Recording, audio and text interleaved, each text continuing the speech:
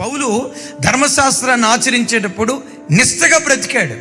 ఇప్పుడు జీవం కలిగిన దేవుని దగ్గరకు వచ్చిన తర్వాత ఆ నిష్ఠ, ఆయన ప్రతిష్ట, ఆయన సమర్పణ, ఆయన త్యాగం మరెక్కువ అవటానికి దేవుడు కృప చూపించాడు. అంతకు మునుపు ఎన్నో స్థలాలకు వెళ్ళాడు, అక్కడ దర్శనం గాల.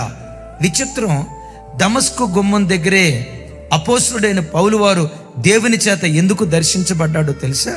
దమస్కు గుమ్మం దగ్గర ఎందుకు దర్శించింది అంటే, దమస్కు అని అనటంతో పాత నిబంధనలో ఒక భక్తుడు మనకు గుర్తొస్తాడు. ఎవరాయన చెప్పండి, చెప్పాలి ఎవరాయన?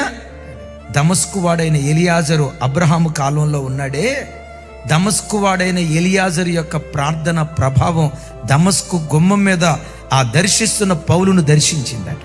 దమస్కు పట్టణం కొరకు, సిరియా దేశం కొరకు ప్రార్థన చేశాడు. అద్భుతం ఏంటో తెలుసా?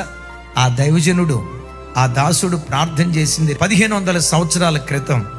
ఆ ప్రార్థనా పరుడు చనిపోయాడు, కానీ ఆ ప్రార్థనా ప్రభావం దమస్కు గుమ్మం దగ్గర పని చేయటాన్ని బట్టి సౌలు పౌలుగా మారిపోయాడు.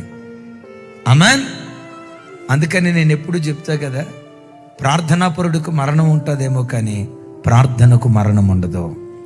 ఏ గ్రామం కొరకు నువ్వు ఏడ్చావో, ఏ పిల్లల కొరకు ఏడ్చావో, ఏ బంధువుల రక్షణ కొరకు ఏడ్చావో, ఏ భర్త మార్పు కొరకు ఏడ్చావో, ఏ బంధువుల రక్షణ కొరకు దేవుని సన్నిధిలో నువ్వు కన్నీళ్లు కార్చావో, ఆ ప్రార్థన ప్రభావం నువ్వు చనిపోయిన తర్వాత కూడా నీ గ్రామం మీద తప్పకుండా పనిచేస్తుంది, నీ దేశం మీద తప్పకుండా పనిచేస్తుంది.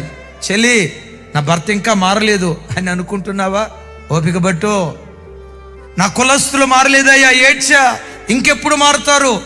కృంగిపోయిన స్థితిలో ఉన్నావా? అయ్యో, నా స్వకీయుల రక్షణ కొరకు 15 రోజులు, 21 రోజులు, 50 రోజులు, 40 రోజులు ఏడ్చా, మారలేదయ్యా, నా ప్రార్థన ఏమైపోయింది అని అనుకుంటున్నావా? విశ్వసించు. ప్రార్థించిన నీవు నేను ఏదో ఒకరోజు చనిపోతావేమో, కానీ మన ప్రార్థన తరతరాలు బ్రతికే ఉంటుంది. మనం చనిపోయిన తర్వాత కూడా మన ప్రార్థన ప్రభావం మన దేశాన్ని తప్పకుండా దర్శించునుగాక.